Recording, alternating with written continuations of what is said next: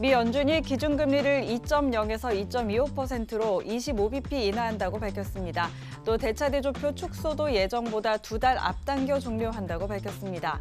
2008년 말 이후 10년여 만의 첫 금리 인하인데 잠잠한 물가와 글로벌 경제 여건을 금리 인하의 근거로 들었습니다.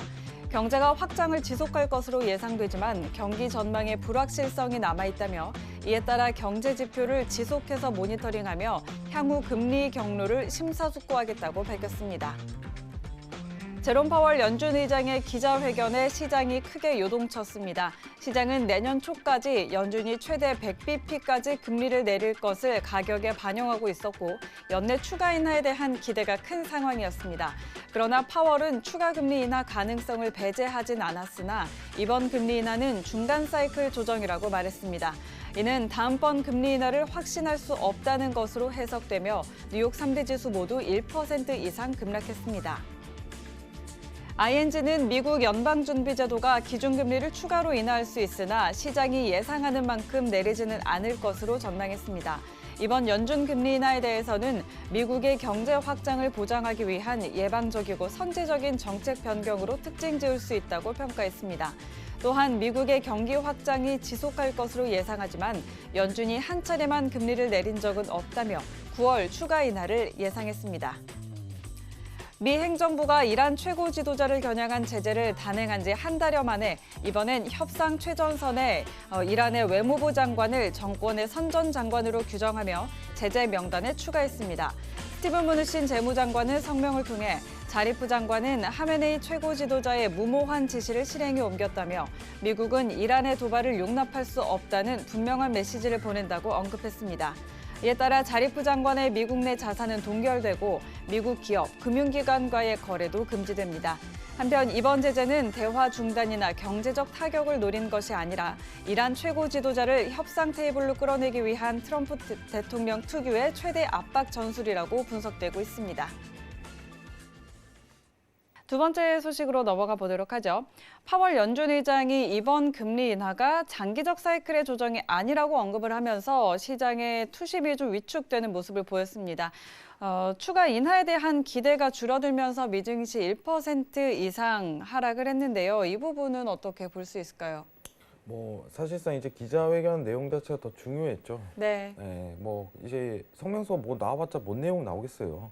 25bp 금리 인하한다, bp 이제 지표 확인 일정하고 가겠다. 파월 하던 대로 하겠죠. 근데 이제 성명서 내용 자체를 좀 이따 보겠지만은 네. 사실상 이렇게 엄청나게 큰 내용을 포함하지는 않아요.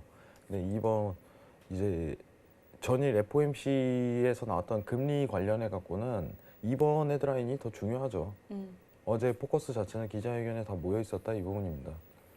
자, 여기서 하는 내용 중간 사이클에 대한 조정 부분을 얘기했어요. 시장은 내년 초까지 일단은 좀 평가를 하도록 하겠습니다. 시장은 내년 초까지 연준이 최대 100bp 금리를 내릴 것을 가격에 반영하고 있었고 이건 사실이 아닙니다. 여러분들. 자, 이 외신에 대해서 이제 해외 언론에서 쓴 거에 대해서 저는 어떻게 보면 개인적인 의견을 드린 입장이에요. 시장이 100bp 금리를 내릴 것은 시장을 반영한 적은 없습니다. 이제 앞다퉈 있는 50bp냐 25bp냐고 계속 싸웠기 때문에 그리고 어떻게 보면 파월이 나왔던 최근 계속적인 멘트 자체는 지표 보고 확인하겠다고 그렇게 언급을 했었어요. 네네. 근데 시장이 100bp 금리 내릴 것을 가격에 반응하고 있었고 이런 멘트 자체는 정말 잘못된 해석이에요. 이거에 대해서는 정확히 짚고 넘어갈게요. 앞으로 향후 진짜 일정 자체를 잡으면 연말까지 두 번에 대한 금리 인하 자체에 대해서는 예상을 하고 있지만은 100bp 내리려면 사실상 이제 네 번의 금리 인하 자체를 시도하는 거예요. 근데 그거를 시장의 가격에 반영돼 있다고 평가를 하면 안 되죠. 이건 진짜 잘못된 해석입니다. 그리고 연내 추가 인하에 대한 기대감이 큰 상황이었습니다. 이 부분은 맞습니다. 추가 금리에 대한 어떻게 보면 언급, 모멘텀 이제 파월 의장에 대한 의견 자체가 굉장히 중요한 상황이었어요. 자세하게 내용을 다니면은 이제 이번 금리는 사실상 결정이 된 거죠. 25bp 자체로 굉장히 결정이 된 상황이었고 어떻게 보면 FOMC를 바라보는 다수의 시각 자체, 어떻게 보면 시장의 추세죠. 이거 상황 자체가 이번 금리 인하는 어차피 25bp인데 과연 다음 일정 자체를 얘는 어떤 식으로 해석을 할까? 여기에 포커스가 굉장히 맞춰졌던 상황이었어요. 이게 핵심이었어요, 이게. 그럼 성명서 내용은 어차피 전문 FOMC에서 나오는 내용 자체니까 크게 중요한 부분은 아니고 기자회견이 굉장히 중요한 거죠, 사실상. 그럼 기자회견 내용 자체에서 보면은 중간 사이클에 대한 조정이다. 자, 그러면 지금 어떻게 보면 사이클 자체가 긴축을 좀 진행하는 과정에서 갑자기 유턴을 한 거죠. 자, 다시 한번 설명드리겠습니다. 파월의 어떻게 보면 여기서 나오는 의견의 해석은요. 중간 사이클의 조정. 자, 사이클 자체가 어떻게 보면은 양적 완화 대신 긴축을 진행하던 과정에서 최근에 갑작스러운 양적 완화를 시도한 거예요. 네. 그러면 이런 양적 완화는 긴축에 대한 잠깐 멈춤이다. 이 부분을 평가한 거예요. 그럼 파월 의장 자체는 지금 어쨌든 간에 시장은 다음번 금리 인하에 대한 가능성을 굉장히 높이 평가해요. 왜냐면은 어차피 ECB에서 지금 양적 완화를 시도할 가능성이 굉장히 높고 이제 채권 매입을 할 가능성이 높은 상황에서 네. 미국 쪽에서 어떤 제스처를 취해야지 달러에 대한 강세장을 막을 수 있는 조건 자체는 나올 수 있다고 생각하는 편이기 때문에 이 부분은 맞는데 오히려 이런 반대적인 해석 자체를 던지는 것 자체가 다음번에 금리 인하에 대해서는 확신을 할 수 없구나 이런 평가 자체가 내려지는 거예요.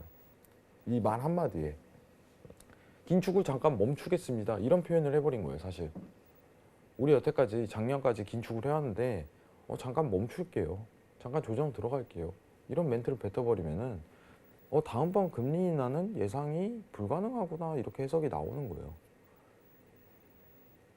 근데 워낙 이제 파월 의장 자체가 사실상 이제 이번 금리 인하에 대해서도 좀 떨떠름한 상황이었어요. 왜냐면은 사실상 이제 비둘기파냐 매파냐 이렇게 좀 나누자면은 애매모호한 상황에 놓여져 있는 거예요. 자기는 지표 보고 확인할 건데 자꾸 미국 정부에서는 압박을 하고 있고 나 자르겠다고 하지. 그러니까 원고대로 지금 양적 완화 하겠다고 일단 해놓고 지표 좋게 나오니까 야 우리 지표 좋게 나왔는데 이거 엄청 강한 양적 완화는 못하겠어 하고서 해석을 해버렸죠. 명분을 들고 와버렸으니까. 굉장히 난해한 입장에 처해 있어요. 사실상 파월 의장 자체가. 트럼프한테는 어떻게 보면 내가 그래도 FOMC 의장인데 트럼프한테는 농락당하기는 싫고 자꾸 자른다고는 압박하고 있고 이런 식으로 나오는데 지표 보고 일정을 가겠다 이런 명분이 쓰잖아요. 그러면은 대외적으로 대외 명분이 생기는 거예요. 야 우리가 그렇게 지표가 떨어지지 않았는데 그렇게 금리 인하를 단행할 수 없어. 그러면서 나오는 내용 자체가 앞으로도 지표 보고 일정을 확인하겠다 이런 식으로 내용을 해석하는 거예요. 어떻게 보면 이제 앞으로 향후 딱 눈에 띄는 건 그거죠. 트럼프가 계속적으로 압박을 할 게 뻔해요. 압박할 게 굉장히 뻔히 보입니다. 네. 상황 자체가. 근데 어제 멘트 자체를 다시 해석하면은 사실상 이제 금리 인하에 대한 강한 신호 자체를 내비치지 않았다. 오히려 반대적인 이거는 확정할 수 없다라는 신호 자체를 내비친 거랑 똑같은 거예요. 야 9월 금리 인하 이거 확정하지 마 니네. 어떻게 될지 몰라. 지표 보고 확인할 거야. 이걸 뱉어버린 거예요. 그럼 원래 시장 자체는 어떻게 보면 금리 인하에 대해서 굉장한 예상 다음 멘트 자체를 예상한 거는 지속적인 어떻게 보면 9월의 금리 인하 자체를 좀 예상하고 있었을 거예요.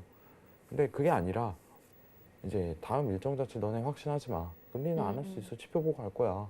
이거를 간접적으로 멘트 날려버리니까 달러 자체 강세가 나올 수밖에 없는 요건이 돼버렸죠. 네. 상황 자체가. 근데 이 강세에 대한 요건 자체, 지속에 대한 여부 자체가 측정이 돼요. 당분간은. 이 부분 좀 이따 차트 보고 평가할 거고요.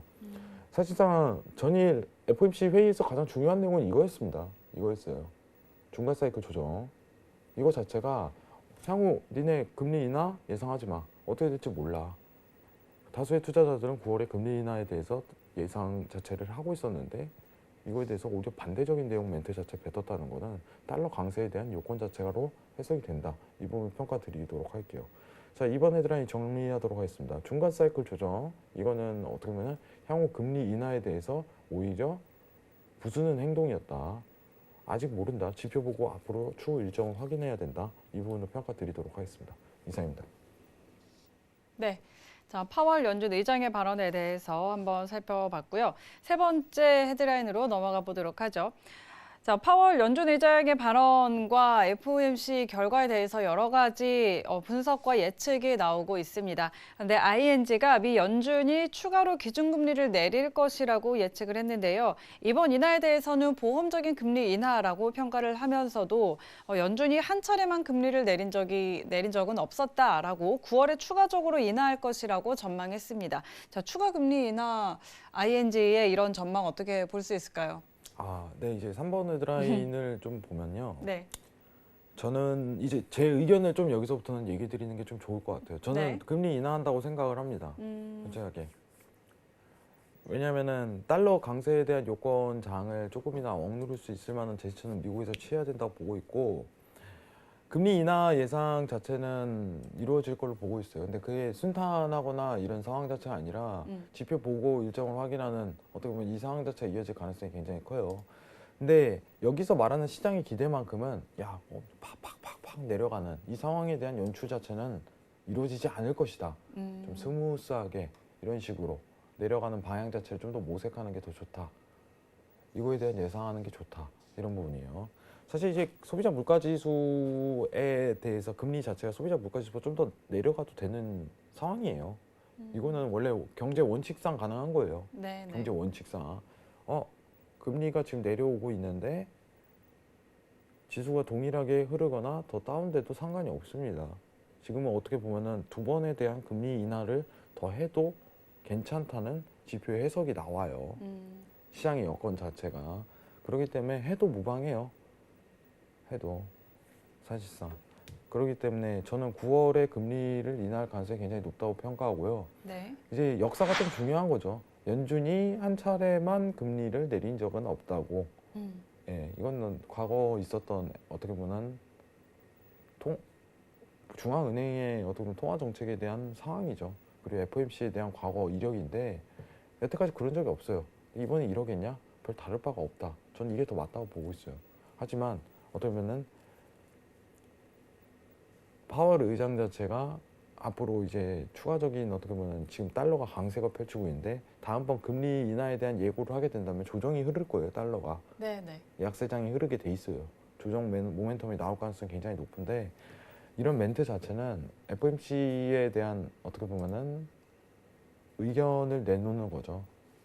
근데 그 의견 자체가 또 이번 달 있을 FOMC 말에 있을 FOMC 회의 때 그때 나올 가능성이 굉장히 높다. 이 부분만 좀 평가를 드리도록 할게요. 자, 일단 3번 헤드라인 결론을 좀 드리도록 하겠습니다. 9월 추가 인하 예상. 네, 맞습니다. 저도 이 부분에서 굉장히 공감하고 아직까지는 금리를 인하해도 지표에 어긋나는 행동이 아니다. 하지만 이제 지표를 보고 하겠다는 파월의 의견이 있는 만큼 FOMC의 어떤 발언이라든가 그때 이제 어떻게 보면 달러의 약세장을 예견하는 게 오히려 순서에 맞다. 이렇게 평가를 드리도록 하겠습니다. 이상입니다.